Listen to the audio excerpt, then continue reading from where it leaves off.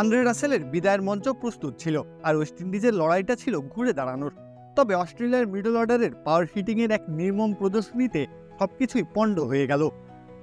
ব্যাটিংয়ের শুরুটা ওয়েস্ট ইন্ডিজের দারুণভাবেই। ব্র্যান্ডন কিংয়ের 36 বলে 51 রানের ঝলমলে এক ইনিংস বড় স্কোরের স্বপ্ন দেখাচ্ছিল ক্যারিবীয়দের। তবে কিং আউট হওয়ার পর বিপর্যয় নেমে আসে। অষ্টম ওভারে কিংকে ফেরান অ্যাডাম জাম্পা। এরপর শাই হোপ ও শিমরন হেটমায়ার ম্যাক্সওয়েলের হাতেই কুপোকাত হন। আগের ম্যাচে ঝড় তোলার অস্টন চেজও ব্যর্থ হয়ে দিন। জাম্পার দ্বিতীয় শিকার হয়ে ফেরেন সাজঘরে। এক পর্যায়ে 63 রানে 1 উইকেট হারানো থেকে 98 রানে 5 উইকেট হারিয়ে বিপাকে পড়ে ওয়েস্ট ইন্ডিজ।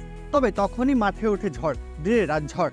15 বলে 36 রানের বিধ্বংসী ইনিংস খেলে রাসেল যেন নিজের বিদায়টা স্মরণীয় করে রাখতে চাইলেন। 4-6 হাঁকিয়ে আবারও প্রাণ ফেরান ইনিংসে। তার ঝড়ো ব্যাটিংয়ে ভর করে লড়াইয়ের পুঁজি পায় ওয়েস্ট ইন্ডিজ। অস্ট্রেলিয়ার 173 রান তারা শুরুটা আক্রমণাত্মকই ছিল, তবে দ্রুতই ফিরে যান দুই ওপেনার। ম্যাক্সওয়েল জেসন হোল্ডারের বলে ক্যাচ দেন। অধিনায়ক মিচেল মার্শও নিজের ইনিংস বড় করতে পারেননি।